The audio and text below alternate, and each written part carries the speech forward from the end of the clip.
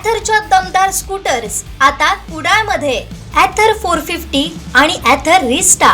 आजच भेट द्या Ather showroom, Mumbai Goa highway, Kudal, hotel spice कोकणच्या समोर. संपर्क 9730 10 64 77. आमदार दीपक केसरकर यांनी दिवंगत उपमुख्यमंत्री अजित पवार यांच्या जयंतीनिमित्त आदरांजली अर्पण केली. अजित पवारांशी माझे घनिष्ठ संबंध होते. मला एकेरी नावानं हाक मारणारे ते नेते होते. त्यांच्यासोबत अर्थसंकल्प सादर करण्याची संधी मला अनेकदा लाभली. उपमुख्यमंत्री सुनेत्रा पवार यांनी हे नातं पुढे जोपासले अशा भावना त्यांनी व्यक्त केल्या. आजचा दिवस माझ्या दृष्टीने महत्त्वाचा आहे की माझ्याशी अत्यंत जवळच्या असलेल्या दोन व्यक्तींचा आज वाढदिवस होतो. त्याच्यामध्ये अजितदादा आज आपल्यामध्ये नाहीत, त्याच्यामुळे त्यांच्या श्रद्धांजलीच्या कार्यक्रमासाठी मुद्दाम मी मुंबईवरून सिंधुदुर्गला आलो. आज सकाळी श्रद्धांजलीचा कार्यक्रम झाला. दादा हे अत्यंत कर्तव्यदक्ष असे मंत्री होते आणि दादांचं वैशिष्ट्य असं होतं की सकाळी 5ला बरोबर ते उठायचे आणि 7ला त्यांचं ऑफिस सुरू व्हायचं. म्हणजे त्यांच्या घरचं जे ऑफिस आहे ते त्यांचं 7ला सुरू व्हायचं आणि त्यांनी जरी मीटिंग लावल्या मंत्रालयामध्ये तर सर्वात अगोदर ते उपस्थित असायचे दादा. आणि दादांचं दुसरं असं आहे की ते अत्यंत टापटीप स्वतः नेहमी राहिलेले आहे. कारण मी अनेक वर्ष त्यांच्याबरोबर काम केलं.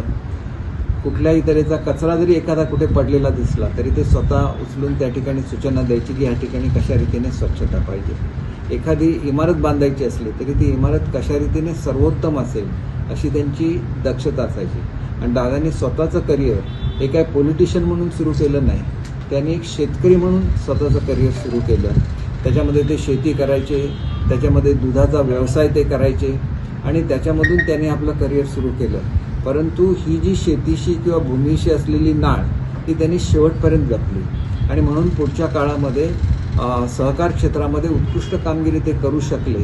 कारण त्यांना वारसा तर पवारसाहेबांचा होता, परंतु मुळातच त्यांना शेतीबद्दल आवड होती, कामगारांच्याबद्दल आपुलकी होती आणि त्याच्यामुळे पवारसाहेबांच्या नंतर खऱ्या अर्थाने कोऑपरेटिव्ह जर कोणी महाराष्ट्रामध्ये सांभाळलं असेल तर ते अजितदादांनी सांभाळलं. ही वस्तुस्थिती आहे आणि त्याच्यामुळे झटपट निर्णय घेणं, थोडंसं बोलणं कटू असलं तरी लगेच एखादा विनोद करून त्या माणसांना हसवणं, एखाद्या माणसाचं काम होणारं असेल तर ताबडतोब तोंडावर ते होतं म्हणून सांगणं आणि नाही होत असेल तरी ते ताबडतोब सांगणं, हे त्यांनी आयुष्यभर जपलं. आणि कधीही दादा परखड होते म्हणून माणसं तुटली असं मात्र कधीच झालं नाही. आयुष्यभर त्यांनी माणसं जपली.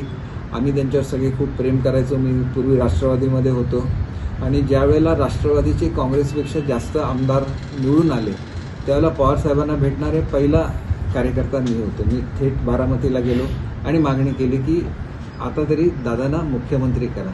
शेवटपर्यंत काही दादा मुख्यमंत्री होऊ शकले नाहीत, परंतु कार्यकर्त्यांच्या मनामध्ये ही भावना निश्चितपणे होती आणि त्या काळामध्ये ती संधी होती की राष्ट्रवादीचे कार्यकर्ते जास्त आमदार निवडून आलेले होते आणि त्याच्यामुळे दादांना मुख्यमंत्री त्या काळामध्ये केलं जाईल अशी राष्ट्रवादीचा एक कार्यकर्ता म्हणून माझी अपेक्षा होती. माझे पवारसाहेबांचे खूप जवळचे संबंध होते, त्याच्यामुळे जाऊन विनंती केली. परंतु दादांनी सुद्धा ते प्रेम कायम जपलं. म्हणजे मी मंत्री झाल्यानंतर सुद्धा दादा त्यावेळेला माझ्या शेजारीच दादांचा बंगला होता. मुद्दाम मला सांगितलं की माशाचं जेवण तयार कर म्हणून. स्वतः दादा आले, वहिनी आल्या घरी.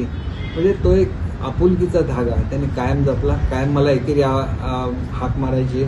आणि आमच्याकडे पूर्वी राज्यमंत्री नव्हते 2 वर्षाच्या काळामध्ये. त्या दोन्ही वर्षी अर्थमंत्री दादा होते.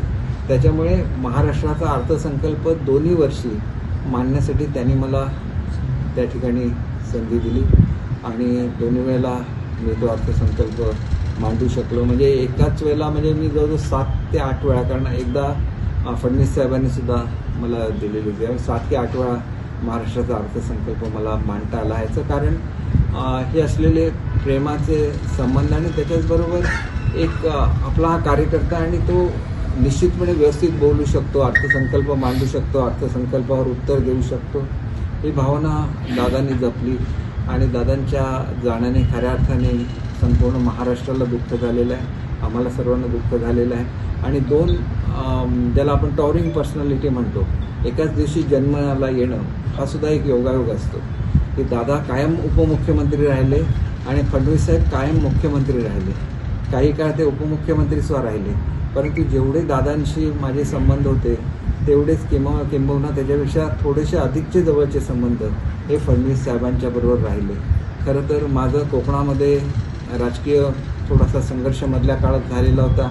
त्या संघर्षानंतर मी भाजपमध्ये यावं असं फडणवीस साहेबांची इच्छा होती. त्यावेळेला ते स्वतः प्रदेशाध्यक्ष होते.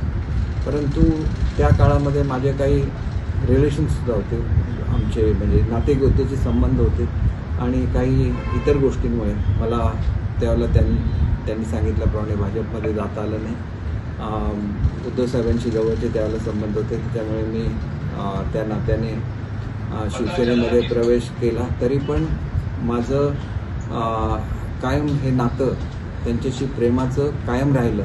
आणि एवढं नाही तर कायम मी ज्या वेळेला मंत्री राहिलो मला सर्वाधिक सपोर्ट कोणाचा असेल तर तो फडणवीस साहेबांचा राहिलेला आहे.